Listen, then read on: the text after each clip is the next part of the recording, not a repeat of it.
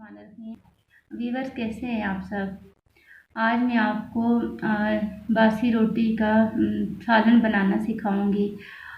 बासी रोटी जो कि अक्सर घरों में बच जाती है और हम उसे ज़ाया कर देते हैं, तो आज हम उससे बहुत ही टेस्टी किस्म का जो है वो उससे खाना तैयार करेंगे जो कि खाने में बहुत ही मज़ेदार होगा। तो आइए बनाना शुरू करते हैं। बासी रोटियां मैंने टुकड़े टुकड़े टुकड़े करके रख लिए हैं और कढ़ाई में ऑयल गरम करने के लिए रख दिया है। अब मैं इसमें प्याज शामिल करूँगी।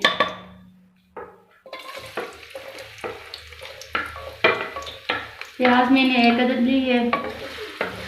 इसको हमने ज़्यादा सुर्ख नहीं करना, बस हल्का सा इसको जो है नरम हो जाए तो इसमें हमने लहसुन अदरक का पेस्ट शामिल कर देना है। प्याज यहाँ पे हल्का सा सॉफ्ट हो गया। अब इसमें अदरक लहसुन का पेस्ट शामिल करेंगे और इसको 2-3 मिनट पका लेंगे। टमाटर मैंने ग्राइंड करके रख लिए हैं। अब मैं इन्हीं में मसाला जात शामिल कर लेती हूँ। तो इसमें मैं शामिल करूँगी 1 चम्मच धनिया। इसमें मैं आधा चम्मच डाल रही हूँ चाट मसाला,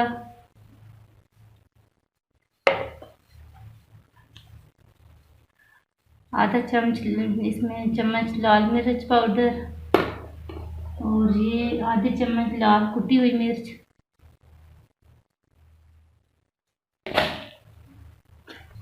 और अब इसमें जाएगी आधा चम्मच नमक। नमक आपने इसमें कम ही शामिल करना है क्योंकि जो रोटियां हमने टुकड़ों में करके रखी हुई हैं उनमें ऑलरेडी नमक डाला हुआ है। प्याज यहाँ पे हल्का ब्राउन होना शुरू हो गया है। अब मैं इसमें मसाला जात और टमाटर शामिल कर लूँगी। अब इन सबको अच्छी तरह से भून लेना है। ये इसमें अब डालूंगी 3 से 4 हरी मिर्च और आधा चम्मच इसमें हल्दी पाउडर। इसको अच्छी तरह से मिक्स कर लिया और 2 से 3 मिनट इसको मज़ीद पका लेंगे। मसाला अच्छी तरह से भुन गया है। अब हम इसमें रोटी शामिल कर लेंगे।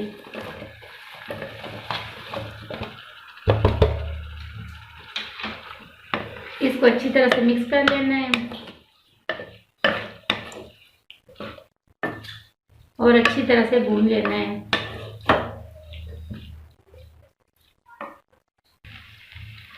अब हम इसमें 3 से 4 चम्मच दही शामिल कर लेंगे।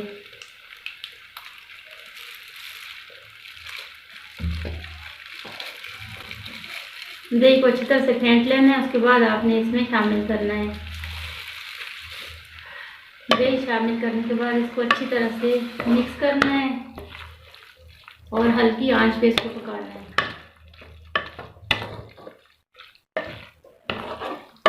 ये खाने में बहुत ही मज़ेदार है। हमने इसको अच्छी तरह से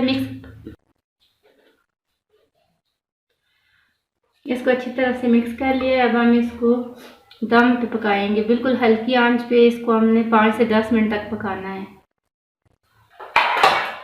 इसको ऊपर से ढाँप लेंगे।